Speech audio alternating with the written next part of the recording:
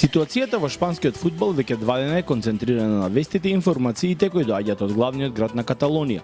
А таму нималку не е едноставно, ниту пак лесно како што беше во моментите кога си заминуваше најдобриот тренер во историјата на клубот. Денес попладнево Сандро Росели и Андони Зубизарета ќе заокружат одлуката и евентуално утре напладне ќе ја верификуваат и со потребната документација. Бидејќи од вторник натаму новиот тренер ќе мора да биде подготвен да замине со екипата во Минхен и да ги води на првиот пријателски тест период во подготвителната фаза. Викендов сите фудбалери и стручниот штаб добија одмор. Едноставно мора да се одработи најтешкото без никакви шпекулации внатре во тимот и без никакви инсинуации. Тешки моменти се ова за еден од најголемите фудбалски брендови во светот.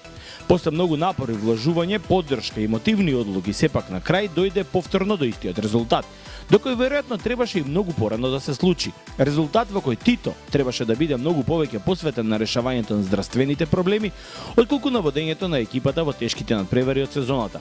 Сепак, здравието е пред се. Како и да се сврти, а концентрацијата видовме дека не може да биде комплетна ако се има и товарот од резултатот врз себе. Екипата по телефон исто така видовме дека е тешко да се води. Но безглавото резонирање на Росел донесе токму таква ситуација. Пред самиот старт, кога сите се под полна пареја на подготовки, Барса да биде во пауза од принудни услови. Со Тито сите сочувствуваат. Не постои денес некој кој не ја дава поддршката на човекот кој сите сакавме што поскоро да оздрави и пак да се врати на зелената трева, таму каде го поставува сето свое работно, па и слободно време. Тито дефинитивно таму и ќе остане. По заздравувањето ќе му биде понудена работата и во Барса. Тоа е веќе изјавено. Во било кој сектор што ќе му остава простор и за ревитализирање и за фудбалската работа. Но пред се, како што реков, здравието и заздравувањето. Сега е прашањето кој на неговото место. Двајца кандидати се веќе во игра. Затоа и ние пишувавме во изминатите 24 часа на нашата интернет страница. Но прашање е сепак дали тоа ќе биде еден од нив кој во понеделник или во вторник напладне ќе биде објавен како име и презиме. Неколку работи се важни во овој избор, што предпоставувам дека воопшто и не им е лесна задачата во овој момент, ниту на Зубизарета, ниту на Росел. Прво и основно, тој што ќе дојде, ќе мора да прифати неколку услови кои ќе бидат поставени од управата на клубот.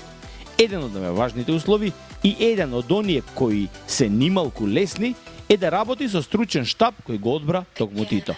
Да, токму така, бидејќи што туку беше и официјално промовирана стручната екипа на која се додаде и Руби од Жирона како аналитичар. А тоа за секој тренер кој да дојде не е воопшто едноставно.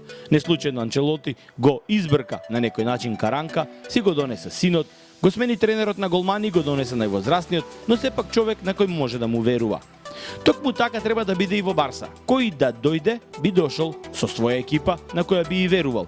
Но сега ситуацијата не е таква. Пред само непол месец сите подпишаа нови договори и веќе тука нема да има промена. Кој ќе го наследи одбраниот стручен штаб од Тито? Тешка работа за претпоставки и анализа.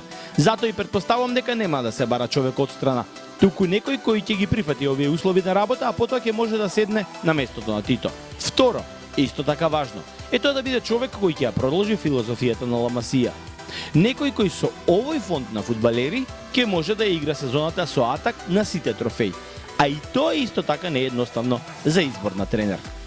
Кога вака се разгледуваат работите, тогаш сваќаме дека Луис Енрике и воопшто не ми било лоша опција во овој момент. Исто така беше и со Пеп, кога од Барса Б дојде во првата екипа, а немаше скоро воопшто медиумска поддршка. И ете го денес во историјата на светскиот фудбал како еден од најуспешните. Но Лучо имаше еден проблем, па затоа и си замина од Барселона. Замина поради тоа што не му беше дадена довербата, тогаш кога ги имаше најголемите успеси со Барса Б. Но сега е друга страна на ситуацијата. Затоа овие барем два од основни предуслова ќе бидат круцијални во изборот во следните часови. Ние ќе останеме на лице место со настаните и во следните записи на derby.mk ќе ве информираме тековно.